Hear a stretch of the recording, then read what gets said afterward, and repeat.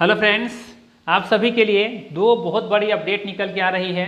पहला उन सभी छात्रों के लिए जो बिहार स्टेट 2026 का इंतजार कर रहे थे, आस लगाए बैठे थे कि काश बिहार स्टेट का एग्जाम TRE 4 से पहले हो जाता ताकि वो TRE 4 में बैठ सके। तो उनके लिए बहुत बड़ी खुशखबरी निकल के आ रही है। और दूसरा, जो TRE 4 का इंतजार कर रहे थे कई महीनों से, ठीक है, तो उनके लिए भी बहुत बड़ी अपडेट है। क्योंकि आप देखेंगे तो BPSC ने कैलेंडर जारी कर दिया है और उसमें मेंशन कर दिया है कि आपका TRE 4 का एग्जाम कब होने वाला है और उसका रिजल्ट भी कब जारी होगा, ये सभी मेंशन कर दिया है उसमें, ठीक है। तो इस वीडियो के माध्यम से डिटेल से जानेंगे बिहार स्टेट 2026 का जो नोटिफिकेशन जारी हुआ उसके बारे में और जो कैलेंडर जारी की गई है उसके बारे में, ठीक है। तो चलिए सबसे पहले बात करते हैं बिहार स्टेट 2026 का जो नोटिफिकेशन आउट हुआ है उसमें मुख्य बातें कौन कौन सी हैं जो आपको जानना चाहिए, ठीक है। चलिए यहाँ पे देखिएगा ना, तो ये पेज बहुत बड़ा है जो कि जारी किया गया है, एक प्रभात खबर में दिया हुआ कटिंग है। आप चाहें तो इसका ये वाला जो पेज है हमारा टेलीग्राम चैनल ज्वाइन कर लीजिए, वहाँ पे ये PDF फाइल अपलोड कर दिया गया, वहाँ डाउनलोड करके पूरा डिटेल्स पढ़ सकते हैं। इससे मुख्य बातें कौन कौन सी है उसके बारे में लोग जानने का प्रयास करेंगे। तो सबसे पहले देखिएगा जो पेपर का संरचना होने वाला है, ये पात्रता परीक्षा जो है ये प्रश्न बहुविकल्पीय होंगे, मतलब कि MCQ टाइप के होंगे और ये प्रत्येक प्रश्न 1 अंक का होगा और नेगेटिव मार्किंग नहीं होगा, जैसा कि पात्रता परीक्षा में नेगेटिव मार्किंग नहीं होता है। सेम कॉन्सेप्ट यहाँ भी रखा गया है। इसके बाद आपको जानना है यहाँ पे प्रश्न पत्र का पैटर्न क्या होगा। तो यहाँ पे देखिए कुल 150 प्रश्नों का एग्जाम होने वाला है। कुल आपको 150 मिनट का टाइम मिलेगा, मतलब कि 2.5 घंटे का टाइम मिलेगा। और यहाँ पे देखिएगा तो निर्दिष्ट विषय वस्तु अर्थात आपका जो सब्जेक्ट होगा, आपके सब्जेक्ट से यहाँ पे 100 प्रश्न पूछे जाएंगे और शिक्षण कला से और अन्य दक्षता से आपका 50 प्रश्न होगा। कुल मिलाकर के 150 प्रश्न पूछे जाएंगे, ठीक है। अब अगला जो इंपॉर्टेंट पॉइंट है ना, आपका जो एज कट ऑफ रखा गया है 1/8/2026 तक, ठीक है। 1/8/2026 तक अर्थात 1 अगस्त 2026 तक आपका, अगर आप जनरल से हैं तो आपका एज 37 वर्ष होना चाहिए। अगर आप महिला हैं और आप जनरल से आते हैं तो आपका उम्र यहाँ पे एज 40 वर्ष होना चाहिए। ठीक उसी तरीके से पिछड़ा वर्ग, चाहे पुरुष हो चाहे महिला हो, इनका भी 40 वर्ष रखा गया है। अति पिछड़ा वर्ग पुरुष और महिला दोनों का यहाँ पे 40 वर्ष रखा गया है। और यहाँ पे देखिएगा तो ST का 42 वर्ष और SC का भी 42 वर्ष रखा गया है।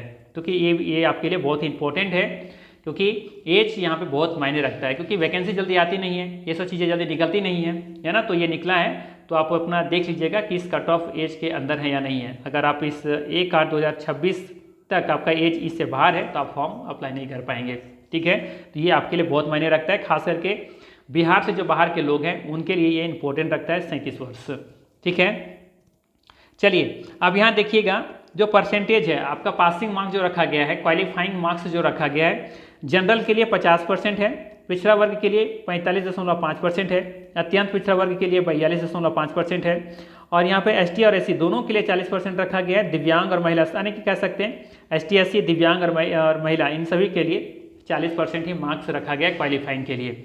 मतलब आप कह सकते हैं कि कुल यहाँ पे 150 प्रश्न है या 150 मार्क्स ही होगा, उसमें से अगर 50% निकालते हैं, ठीक है, तो यहाँ पे देखिएगा 15×5 = 75 यानी कि 75 मार्क्स आपको लाने होंगे क्वालिफाई करने के लिए। अगर आपको TRE 4 में बैठना है तो 150 में आपको 75 मार्क्स लाने होंगे अगर आप जनरल कैटेगरी से। उसी तरीके से अपना अपना निकाल लीजिएगा। जैसे देखिएगा ST SC दिव्यांग और महिला इन सभी को कितना चाहिए, 40%, मतलब है, ध्यान दीजिएगा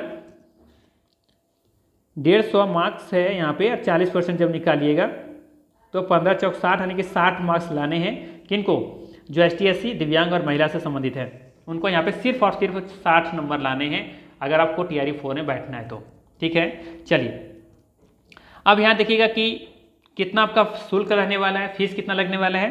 तो अगर आप सामान्य वर्ग से हैं, आर्थिक रूप से कमजोर सामान्य वर्ग के हैं यानी कि EWS से हैं, पिछड़ा वर्ग अत्यंत पिछड़ा वर्ग मतलब कि OBC से हैं, ठीक है, तो यहाँ पे आपको अगर पेपर 1 भरते हैं तो यहाँ पे 960 रुपये रहेगा अगर आप पेपर 1 भरिए या फिर पेपर 2, लेकिन दोनों भरिएगा तो 1440 रुपये देने होंगे। ठीक इसी तरीके से ST SC के लिए दिव्यांग के लिए 760 रुपये है अगर आप पेपर 1 भरिए या तो पेपर 2, लेकिन दोनों भरिएगा तो 1140 रुपये आपको पे करना होगा, ठीक है। ये इंपॉर्टेंट हो गया। इसके बाद आपके लिए ये जो इंपॉर्टेंट है यहाँ पे ध्यान दीजिएगा, है ना, प्रवेश परीक्षा की अवधि, है ना, ये आपको पहले वैसे बता दिए थे कि 150 मिनट का होने वाला है, यानी कि 2.5 घंटा का एग्जाम चलेगा, ठीक है। अब यहाँ पे देखिएगा ये इंपॉर्टेंट है आपके लिए कि एग्जाम का फॉर्म है जो, मतलब कि एप्लीकेशन फॉर्म भरने का जो डेट है जो बहुत इंपॉर्टेंट है आपके लिए, याद रखिएगा, नोट कर लीजिए, 17/8/2026 से लेकर के 21/8/2026 तक फॉर्म भरे जाएंगे, मतलब है कि 17 अगस्त 2026 से लेकर के 31/8/2026 तक फॉर्म स्वीकार किए जाएंगे। इसके बाद आपको मौका नहीं मिलने वाला है, ठीक है।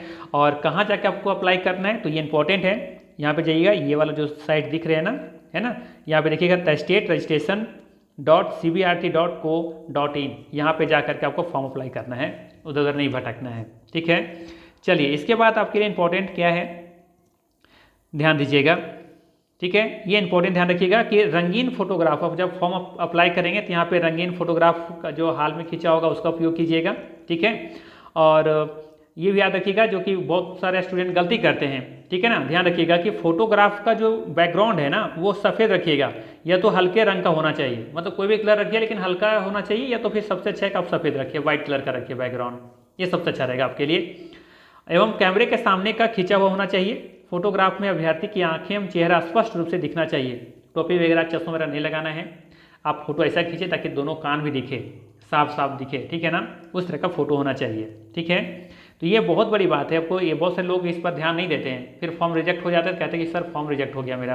रिजेक्ट होने के सब कारण है, आपको ध्यान रखना है। फोटो का बैकग्राउंड हमेशा कोशिश कीजिए कि ब्लैक एंड ये आपका वाइट रखना है, या फिर लाइट कोई भी कलर चलेगा, लेकिन लाइट होना चाहिए, हल्का कलर होना चाहिए, ठीक है। और आपका फेस अच्छे तरीके से दिखना चाहिए, कान दोनों दिखना चाहिए, आँख साफ साफ दिखना चाहिए। एक ने बहुत सेल्फी को लेकर के डाल देते हैं, ये सब नहीं करना चाहिए, ठीक है। बिल्कुल फॉलो करना चाहिए ताकि आपका फॉर्म रिजेक्ट ना हो, ठीक है। अब आपको कौन कौन सा प्रमाण पत्र अपलोड करना है, तो देखिएगा, मैट्रिक का, इंटर का, आईए का है, स्नातकोत्तर का है, बीएड का है। अगर अन्य कोई शैक्षणिक योग्यता है, अगर आपके पास अगर दिए हो उस तरह का जरूरत है तो वो आपको यहाँ पे अपलोड करना है। अगर आप STA से संबंधित रखते हैं तो वो आपको यहाँ पे अपलोड करना है, ठीक है। अगर आपको अगर EWS मतलब कि EWS से हैं, OBC हैं, तो उससे संबंधित आपका कोई सर्टिफिकेट है तो वहाँ जाकर अपलोड कर सकते हैं, ठीक है। अब जनरल वाले होंगे तो इनका कोई जरूरत नहीं है, ठीक है। पिछड़ा वर्ग वगैरह का तो जरूरत नहीं पड़ेगा यहाँ पे, ठीक है। तो देख लीजिएगा, जो जो जरूरत पड़ेगा आपके लिए वो यहाँ पे अपलोड करना है, ठीक है। और कोशिश कीजिएगा, देखिएगा ध्यान से, कि मैट्रिक का प्रमाण पत्र एवं अंक पत्र, देखिए प्रमाण पत्र यानी कि सर्टिफिकेट भी अपलोड करना है, और मार्कशीट, ये दोनों को अपलोड करना है। किसके लिए, तो जन्मतिथि के लिए। इसी तरीके से इंटर 12th का प्रमाण पत्र और अंक पत्र यानी मार्कशीट भी और सर्टिफिकेट भी जो मिलता है ना, ओरिजिनल प्रमाण पत्र, वो दोनों अपलोड करना है। ध्यान रखिएगा, यहाँ पे मिस्टेक नहीं कीजिएगा, सिर्फ मार्कशीट अपलोड नहीं करनी है, दोनों बोला है, एवं या नहीं लिखा है, ठीक है, मतलब दोनों अपलोड करना है, तो ये ध्यान रखना है। इसके बाद अगर किसी तरह का कोई दिक्कत होता है आपको, तो यहाँ पे इस नंबर जारी किया गया है 8047282787, इस पर आप कॉल करके सीधे बात कर सकते हैं, या फिर हेल्प डेस्क ईमेल आईडी भी दिया गया है, इस ईमेल आईडी पर आप चाहे तो मैसेज भी करके बात कर सकते हैं, ठीक है, जानकारी ले सकते हैं मतलब, ठीक है। अब आगे है एक इम्पॉर्टेंट पॉइंट जो यहाँ दिया गया है कि कभी कभी जो यहाँ पे बस अक्सर जो स्टूडेंट गलती करते हैं, उसमें बहुत सारे यहाँ पे जानकारी दी गई है कि कौन कौन से छात्र गलती करते हैं। उसमें से हम जो इम्पोर्टेंट फैक्ट है वो बता दे रहे हैं, ठीक है, जो कि अक्सर ये स्टूडेंट गलती करते हैं। ये वाला 5वां पॉइंट खुद कह रहा है यहाँ पे, ठीक है, बिहार समिति का जो एग्जाम कंडक्ट करवाते हैं वो खुद कह रहे हैं कि कभी कभी ऐसा देखा गया है कि ऑनलाइन आवेदन पत्र भरते समय EWS श्रेणी आर्थिक रूप से कमजोर वर्ग के आवेदक के द्वारा EBS अत्यंत पिछड़ा वर्ग की श्रेणी अंकित कर दिया जाता है, जो पूर्णतः गलत है। EWS श्रेणी के आवेदक माध्यमिक शिक्षक पात्रता परीक्षा स्टेट 2026 हेतु आवेदन के पोर्टल पर अपनी श्रेणी जनरल अंकित करेंगे। जो EWS होंगे वो क्या करेंगे, सेलेक्ट करेंगे, जनरल सेलेक्ट करेंगे। तो करते क्या है, बहुत सारे स्टूडेंट EWS नहीं मिलता तो EBC में कर देते हैं, मैंने अत्यंत पिछड़ा वर्ग में सिलेक्ट कर देते हैं, जो कि बिल्कुल गलत है, सबको नहीं करना है, ठीक है। तो ये सब गलतियाँ करने से बचिएगा, ठीक है। तो ये हो गया आपका बिहार स्टेट के लिए जो राह देख रहे थे, उम्मीद में थे, इंतजार में थे कि काश TRF4 से पहले आ जाता, तो आ गया है, आपके लिए बहुत बड़ी कह सकते हैं खुशखबरी है, ठीक है। अब यहाँ पे TRF4 का जो इंतजार कर रहे थे उनके लिए भी बहुत बड़ी खुशखबरी है। TRF4 का देखिएगा तो कैलेंडर जारी कर दिया गया है, ध्यान से देखिएगा, यहाँ पे देखिए लास्ट दिख रहा है school teacher requirement examination TRF4, ठीक है। तो यहाँ देखिएगा तो सीटों की संख्या बताई गई है 46,595, ठीक ठाक है, ज़्यादा कम भी है, ज़्यादा मतलब कि मैक्सिमम भी नहीं, कम भी नहीं है, ठीक है, मीडियम में है।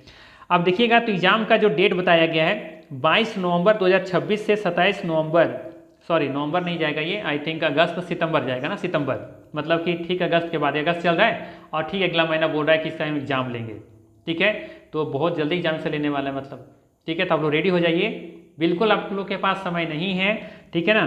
तो 22/9/2026 से लेकर के 27/9/2026 तक आपका एग्जाम होने वाला है, ठीक है, यहाँ पे देखिएगा तो रिटेन लिखा हुआ है यहाँ पर, ठीक है, first phase exam only written, तो ये रिटेन एग्जाम दिख रहे हैं, तो यहाँ वही रेट दिया हुआ है। और इसके बाद देखिएगा तो ये वाला देखिएगा इधर रिजल्ट देखिएगा, तो रिजल्ट के विकल्प में देखिएगा आप कॉलम में देखिएगा तो रिजल्ट यहाँ पे नवंबर 2026 में बोल रहा है कि जारी कर दी जाएगी, ठीक है। तो मतलब देख सकते हैं कि आपके पास समय बिल्कुल नहीं है। मतलब ये हुआ कि बिहार स्टेट का नोटिफिकेशन जारी कर दिया गया है। अब देखिए कुछ दिन के बाद ही, अब बहुत जल्दी लगता है 10-15 दिन के अंदर ही आपको नोटिफिकेशन जारी कर दिया जाएगा। किसका? TRE 4 का भी फॉर्म अप्लाई करने ज़्यादा दिन समय देगा नहीं और तुरंत एग्जाम भी ले लेगा, ठीक है, क्योंकि यहाँ पर देखिएगा तो ये अगस्त का सितंबर का ही डेट दिया हुआ है एग्जाम का डेट, ठीक है। तो समय बहुत कम है आप लोगों के पास, बिल्कुल लग जाइए। और हाँ, वीडियो को अंत करने से पहले एक चीज़ मैं बता दूं कि अगर आप BPSC TRE 4 में आपका सब्जेक्ट अगर ज्योग्राफी है, ठीक है, तो हमारा चैनल सब्सक्राइब कर लीजिए।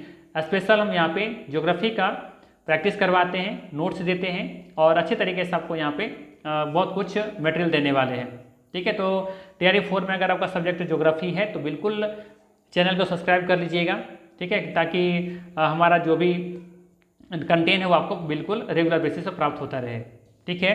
तो बाकी किसी तरह का कोई समस्या है, कोई अगर यदि पूछना हो, सवाल करना हो तो मुझे कमेंट बॉक्स में छोड़ दीजिएगा, उसका रिप्लाई हम समय के साथ दे देंगे, ठीक है। बाकी फिर मिलते हैं इसी तरह के नेक्स्ट वीडियो में। धन्यवाद।